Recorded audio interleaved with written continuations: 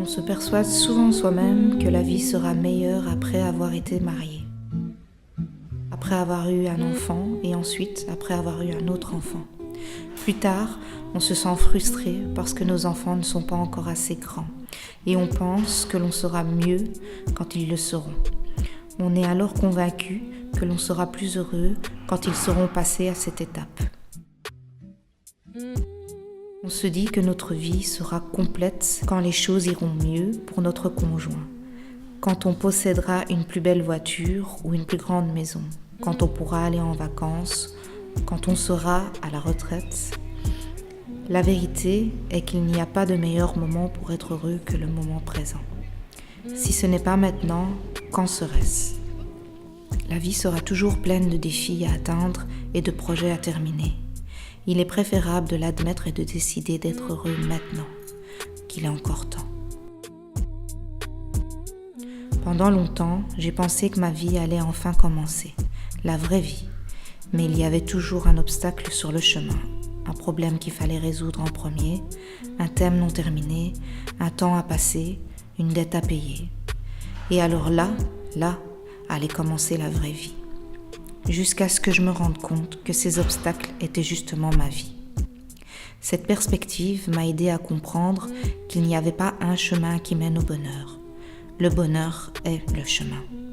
Ainsi passe chaque moment que nous avons, et encore plus quand on partage ce moment avec quelqu'un de spécial, suffisamment spécial pour partager notre temps et que l'on se rappelle que le temps n'attend pas.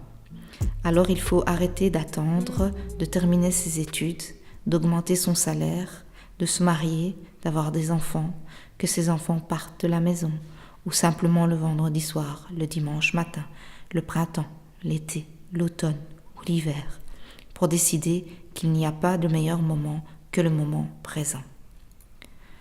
Le bonheur est une trajectoire et non pas une destination.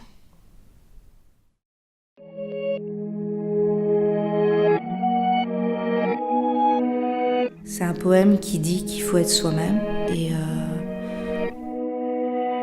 c'est cohérent avec ce que je pense moi, c'est-à-dire qu'il ne faut pas attendre d'avoir atteint un certain objectif pour être soi-même et s'accepter.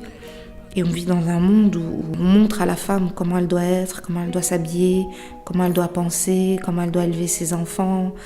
On la considère comme une maman pour celles qui le sont, comme la fille de, la collègue, l'amie. Mais dans tout ça, elle oublie même elle-même d'être ce qu'elle est.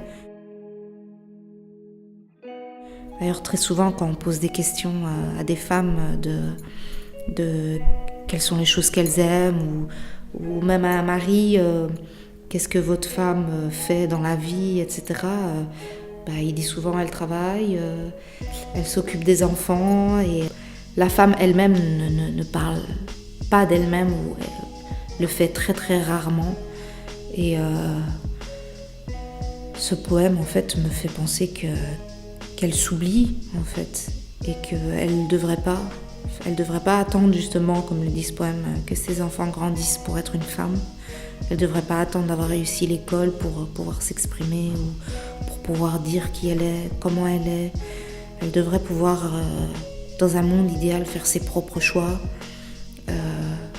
et les appliquer sans que personne puisse y mettre son grain de sel et s'épanouir. Et moi, c'est ce que j'ai décidé de faire depuis pas mal d'années, c'est d'être moi-même. Je pense que si je ne m'accepte pas moi-même, si je ne m'aime pas moi-même, je ne pourrais pas avancer, même en étant bien accompagnée ou en élevant mes enfants ou en travaillant dans tel ou tel domaine.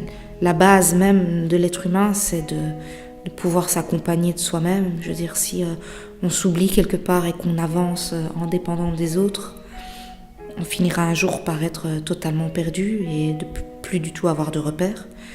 Et j'ai décidé de ne plus attendre et de ne plus du tout vivre par procuration.